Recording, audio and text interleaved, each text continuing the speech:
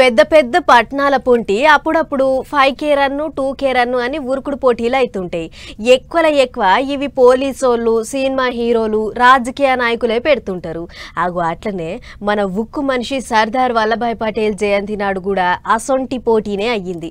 మరి ఎక్కడెక్కడ ఎవరెవరు ఉరికిర్రో చూద్దాం పర్రి. దేశమంతా సర్దార్ వల్లభాయ్ పటేల్ 150వ జయంతి సంబరాలు మస్తు జోర్దార్గా అయినాయి. ఏక్తా దివాస్ పేరుతోనైనా ఈ కార్యం ఎక్కడ చూసినా ధూమ్ ధామ్ నడిచింది. పొద్దుగాల కాలరెక్కలు సాఫ్ చేసుకొని దేశ ఐకమత్యాన్ని యాద్ చేసుకుర్రు. ఇక మన పట్నంలో 2K రన్ అని ఉరుకుడు పోటీలు పెడితే గా కార్యానికి మెగాస్టార్ చిరంజీవి సార్ హాజరుపడ్డాడు. సార్తో పాటు డీజీపీ శివధర్ రెడ్డి సారు ఇంకా పట్నం కమిషనర్ సజ్జనార్ సార్లు కూడా హాజరుపడి జర్రసేపు రెక్కలు సాఫ్ చేసుకుర్రు.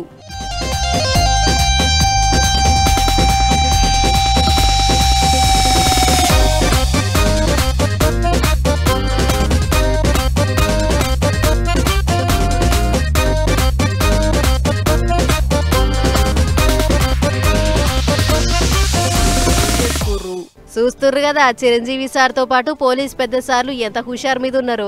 ఇక అట్లా ఉరుకుడు ఎక్సైజులు ఒడిచినాక మెగాస్టార్ మాట్లాడుకుంటా గిట్లా అన్నాడు. వ్యవస్థలు ఉన్నాయి, ముఖ్యంగా ప్రధానంగా పోలీస్ వ్యవస్థ.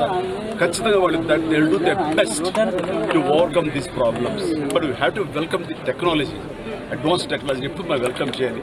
ఈ వెల్కమ్ చేసే దాంట్లో బై ప్రోడక్ట్ కొంచెం బ్యాడ్ కూడా వస్తుంది.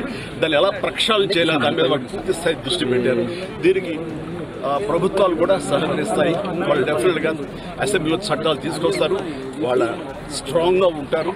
ఇలాంటివి ఆటలు కొనసాగని చేస్తారు.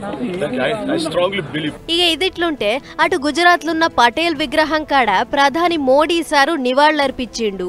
మోడీ సార్ పటేల్ కు దండాలు పెడుతుంటే పాయనంగా గాలి మోటార్లకెంచి పూలవాన కురిపించిర్రు సైనికులు. అటెంక ఆర్మీ సైనికులు చేసిన పరేడ్ కార్యం పెద్ద పండగ లెక్కనే సాగుతుంటే అటు కళాకారులు డాన్సులు పాటలతోని మైదానం అంతా దద్దరిల్లేటట్లే చేసిర్రు. ఇట్లా ఒక్కతానా అని కాదు, దేశం అంతా పటేల్ జయంతితో పాటు పోలీస్ అమరుల సంస్మరణ దినోత్సవం చివరి రోజును మా జోరుగా చేసిర్రు. 2K రన్లు 5K రన్లు పెట్టి పొద్దుగాల ఎవళ్ళ జాగల్లా వాళ్ళు ఉరుకుడు ఎక్సైజ్లు అబ్బో చిన్నగా లేదు సమరం.